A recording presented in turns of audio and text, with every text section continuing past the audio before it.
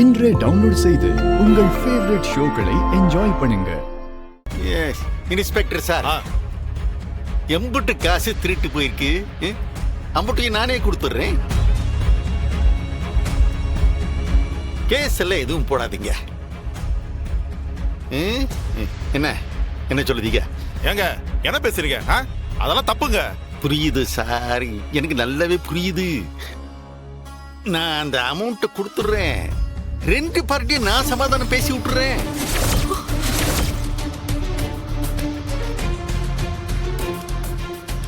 அதே நேரம் இப்படி ஒரு அயோக்கியத்தனமான ஒரு பொண்ணு, அதுவும் திருட்டுத்தனமான ஒரு புத்தி உள்ள ஒரு பொண்ணு உங்க டிபார்ட்மெண்ட்ல இருக்குது, எனக்கு அவமானமா இருக்கு. நீங்க கேஸ் எல்லாம் எதுவும் போடாதீங்க, புரியுதுங்களா? நல்லா புரிஞ்சுக்கிட்டு இருப்பீங்கன்னு நினைக்கிறேன். பதிலுக்கு இந்த பொண்ணை நான் ராஜினாமா பண்ண வைக்க சொல்லுங்க. ஏன் பொறுப்பு இதெல்லாம்? என்ன சொல்லுதீங்க?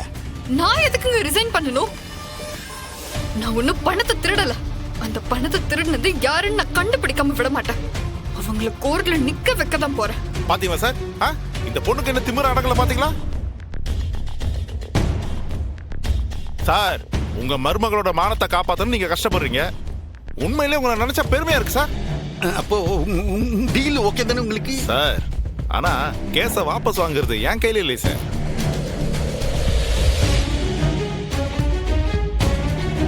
கையில என்ன மேடம்?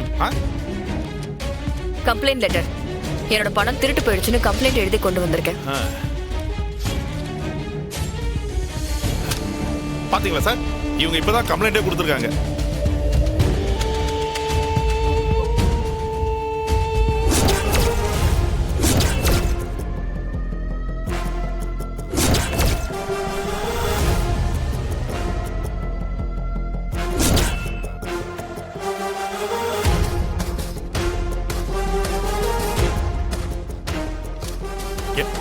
என்ன இது? திருடு போனது 8 லட்சம் தானே, அது எப்படி 15 லட்சம் போட்டிருக்கீங்க? 8 லட்சம்னு நான் எதுவுமே சொல்லலையே சார். நீங்க எதை வச்சு சொல்றீங்க? அது நீங்க சொன்ன மாதிரி இருந்துச்சு. அதுல இருந்தது மொத்தம் 15 லட்சம்.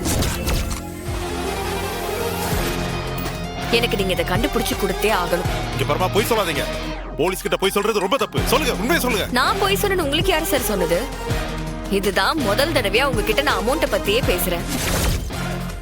அதுல 15 லட்சம் இல்ல 8 லட்சம் தான் இருந்ததுன்னு உங்களுக்கு எப்படி தெரியும்?